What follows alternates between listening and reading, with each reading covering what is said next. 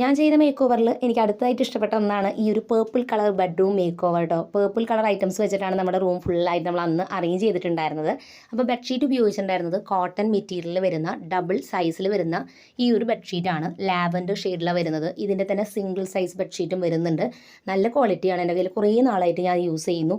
ഇതിൻ്റെ തന്നെ ഒരുപാട് കളർ വേരിയേഷൻസിൽ ഈ ബെഡ്ഷീറ്റ് വരുന്നുണ്ട്.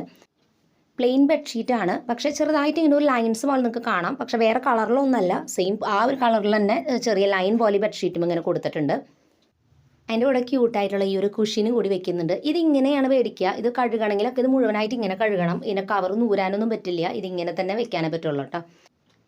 വാളിൽ നമ്മൾ കഴിഞ്ഞ പ്രാവശ്യം തൂക്കിയിട്ടുണ്ടായിരുന്ന ആ ഒരു ഫോട്ടോ തന്നെ വെച്ചിരിക്കുന്ന ഗ്രീൻ ലീവ്സിൻ്റെ പിക്ചറുള്ളത്. പിന്നെ കുറച്ച് ലൈറ്റ്സ് ഒക്കെ ഹാങ് ചെയ്തിട്ടുണ്ട് കേർട്ടന്മേ.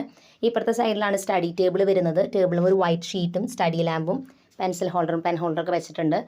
ടേബിളിൻ്റെ തൊട്ടുമുകളിലായിട്ട് 3 വുഡൻ ഷെൽഫാണ് പിടിപ്പിച്ചിരിക്കുന്നത്. അത് 3 ഒരു സെറ്റായിട്ട് കിട്ടുന്നതാട്ടോ. ഒരെണ്ണം വലുത്, പിന്നെ മീഡിയം, പിന്നെ ചെറിയ സൈസ് അങ്ങനെ കിട്ടും. അത് മേടിക്കാൻ വൈറ്റും ബ്രൗൺ കളേഴ്സിലാണ് അത് കിട്ടുന്നത്. അത് വാളിൽ നമ്മൾ സ്ക്രൂ ചെയ്ത് പിടിപ്പിച്ചിരിക്കുകയാണ്. ഇതിൽ കാണിച്ചിരിക്കുന്ന പ്രൊഡക്ട്സ് പർച്ചേസ് ചെയ്യാൻ മുകളിലെ ലെഫ്റ്റ് സൈഡിൽ പ്രൊഡക്റ്റിൻ്റെ ഒരു പിക്ചർ കൊടുത്തിട്ടുണ്ടാവും. അതിൻ്റെ താഴെ ചെറിയൊരു ആരോ ഉണ്ട്. അത് ക്ലിക്ക് ചെയ്താൽ പ്രൊഡക്റ്റിൻ്റെ വിലയും പർച്ചേസ് ലിങ്കും നിങ്ങൾക്ക് കിട്ടും.